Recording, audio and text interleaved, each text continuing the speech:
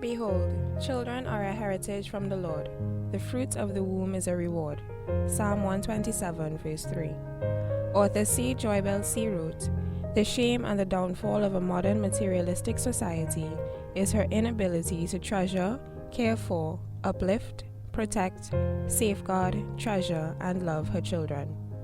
If a nation or population of people fails to recognize the excellent value and distinction of the lives of its children, then there is nothing that can save that nation or those people. The prosperity of a people is not measured in banks, financial markets, or the economy, and the death of its humanity is evident not through the loss of life, but in the loss of love for its children." Similarly, Nelson Mandela said, "There can be no keener revelation of a society's soul than the way in which it treats its children." This raises the question, what then is the state of our society's soul? The inability to access updated information on the incidence of child abuse in Trinidad and Tobago points to our first major weakness in protecting our children.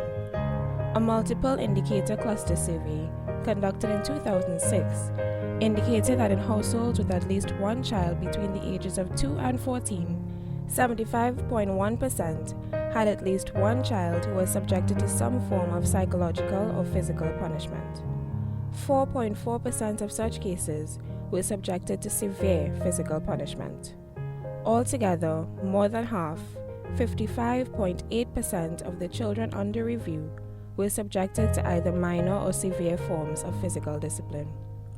Estimating from the number of calls made to Childline, the picture is more frightening.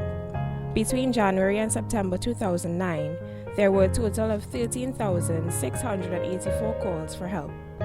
These include reports on physical abuse, domestic violence, incest, child abandonment, and sexual abuse. That was 4 years ago. What do you imagine the figures to be presently? Even more chilling is the fact that we can only know of the cases that have been reported. Hundreds, perhaps thousands more, go unnoticed, unreported, and unresolved. Child abuse and neglect stem from a host of socioeconomic and family dynamic factors.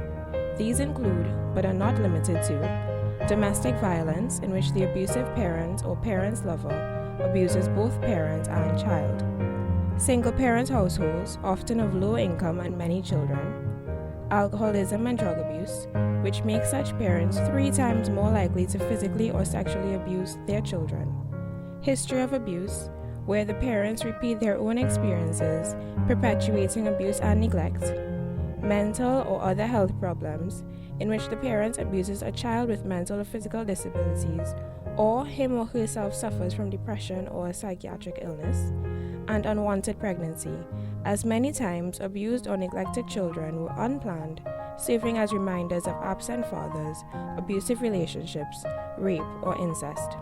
As a result of these and other factors, the effects of child abuse course through society like the blood through our veins, polluting every organ along the way. Many of the social ills currently plaguing our twin island republic are linked to this problem: perpetuated abuse, rape, incest, crime and violence, homelessness, teenage pregnancy, distrustful attitudes and psychological issues, inability to form healthy relationships, academic underachievement, and more are all very real effects that we see on a day-to-day basis, the shadows of our society. All is not lost, however. A shadow is only formed when an object blocks the path of light. This does not mean the light does not exist, it is simply hidden. Hope does exist. Light radiates from one such source, Raffa House.